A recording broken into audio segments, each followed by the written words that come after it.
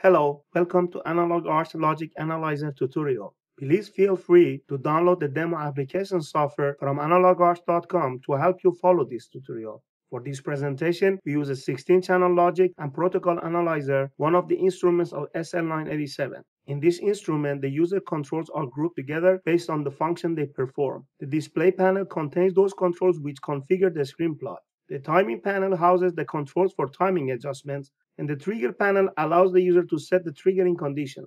Besides these panels, there are a channel ID panel, a signal panel, a buffer memory panel, and a utility panel. Each individual button in these panels allows the user to perform a unique task. There are other controls which are displayed only when they are called for. In order to illustrate these features, we first provide a real-life application by connecting all the channels to a 16-bit data bus carrying the digital representation of a sine wave.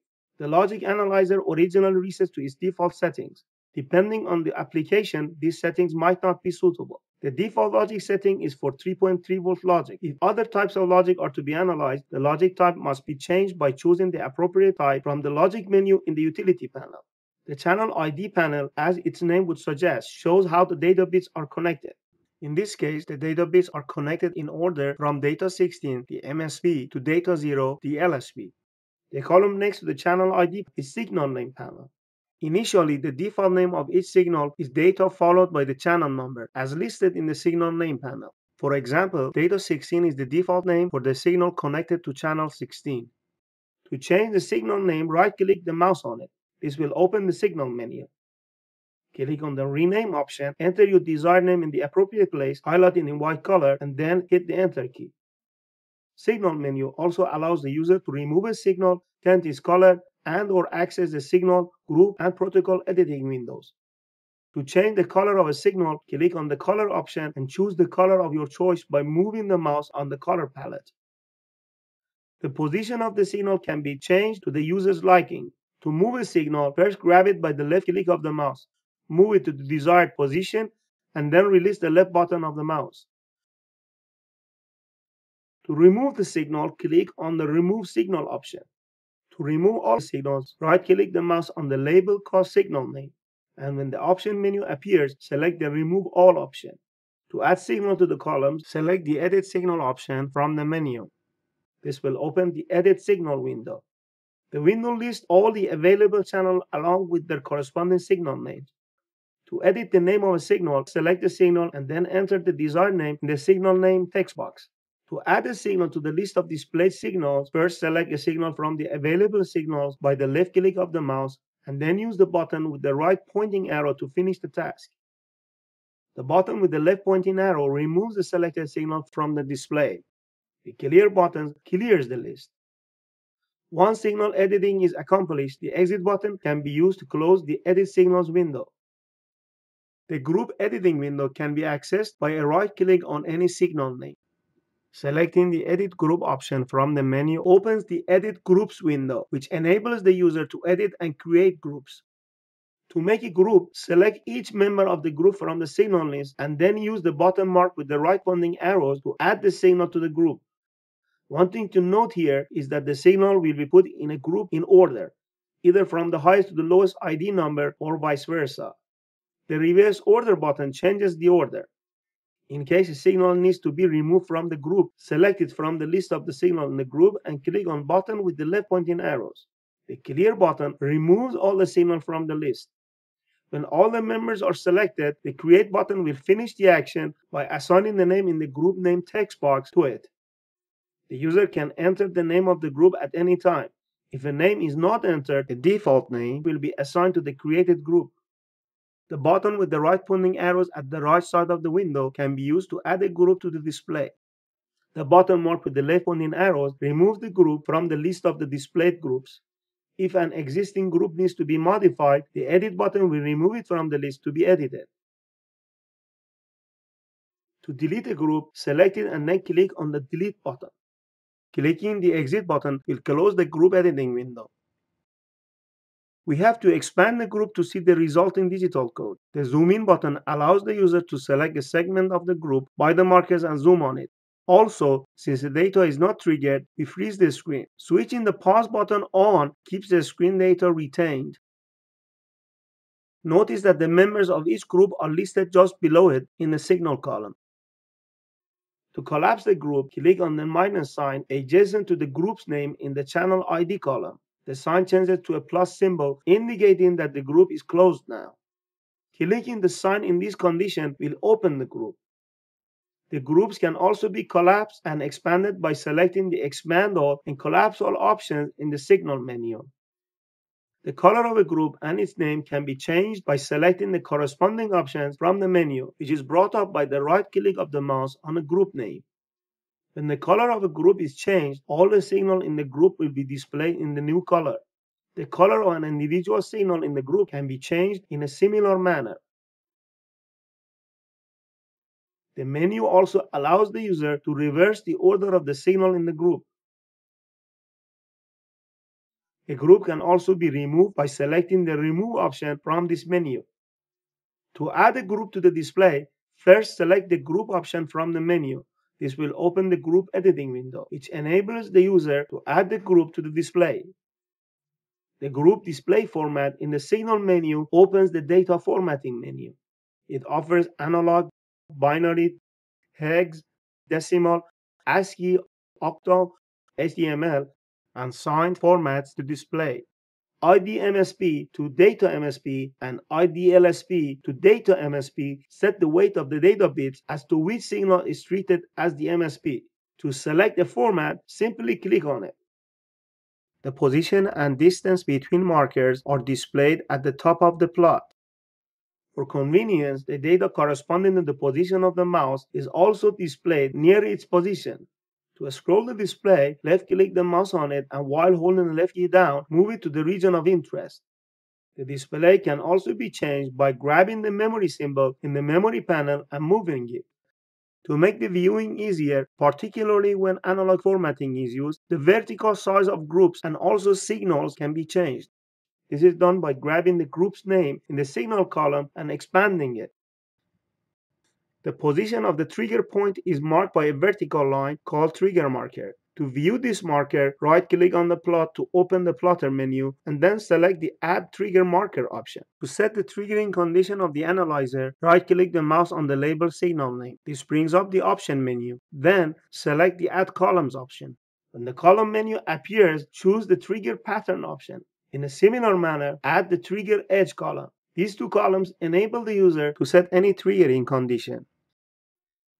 The default conditions for each signal are marked by an X in the trigger pattern column and a blank in the trigger edge column, indicating a don't care for each. Since we are in auto triggering, the default triggering mode, the screen is refreshed asynchronously. In the normal mode, activated by the normal button in the trigger panel, the screen is updated only when the triggering condition is met. The single mode trigger, as its name would suggest, updates the screen the first time the triggering condition is met and holds the data forever, regardless of any other conditions. The single mode trigger is a useful feature to catch a certain event. The label in the trigger panel confirms whether the data is triggered or not. Besides the trigger columns, we can add marker 1, marker 2, and reference columns to the analyzer. The position of the reference is shown in the memory panel. This special marker is used to set a particular point in the memory as a reference. It is particularly useful for analyzing protocols.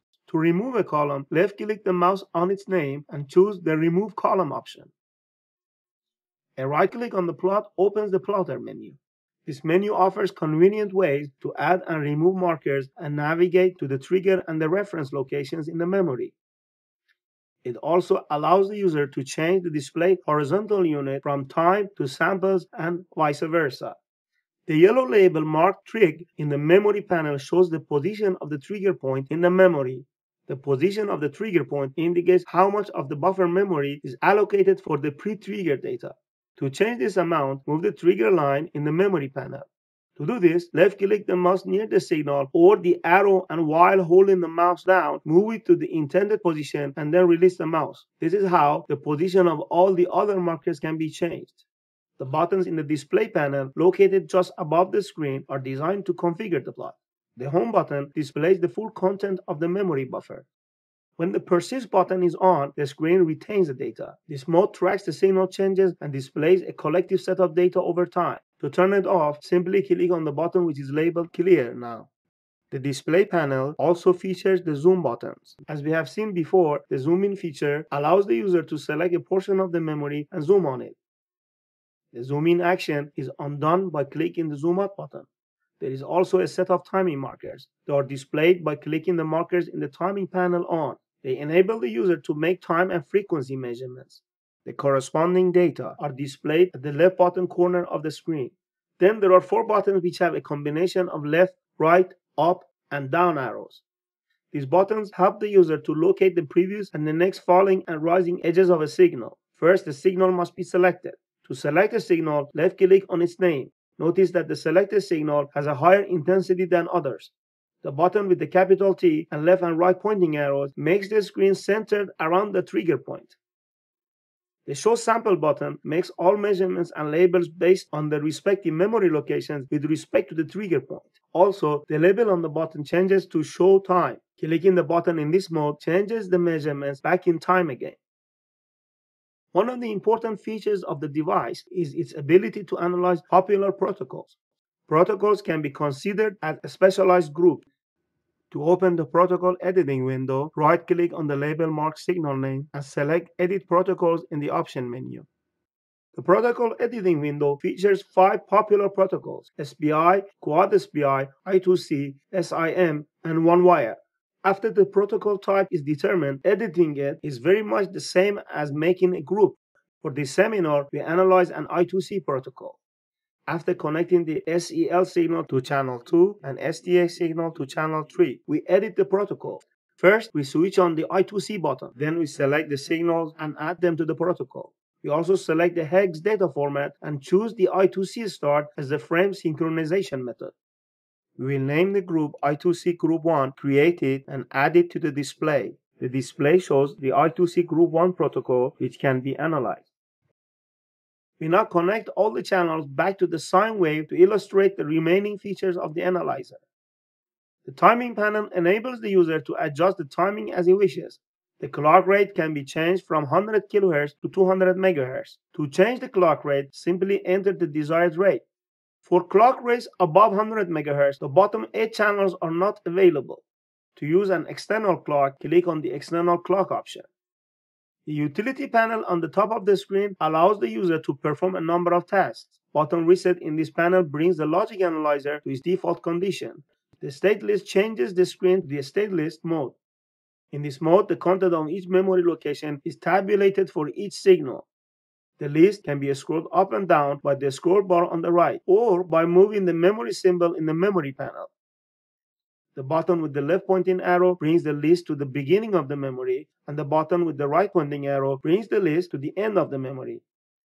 A right click anywhere in the list opens a menu offering useful features. The Go to Reference option centers the list around the location of the reference. The Go to Trigger option, on the other hand, centers the list around the location of the trigger. The list timing reference can also be changed from this menu. It can be made either with respect to the reference or the trigger location. To exit the state list, switch on the waveform in the utility panel. The logic menu in the panel offers several logic types. Save plot and recall buttons allow the user to save the logic analyzer plot and recall it at any time. The logic analyzer settings can be saved in a text file. To do this, simply click on the Save Settings button. The settings can be loaded by the Recall Settings button. Clicking the Print button sends the logic analyzer plot to a printer selected by the user. The Help button guides the user to an online analog art information site that hosts a collection of user manuals, specifications, and useful application documentation and videos. We hope you have enjoyed this presentation. For additional information, please send an email to info@analogarts.com.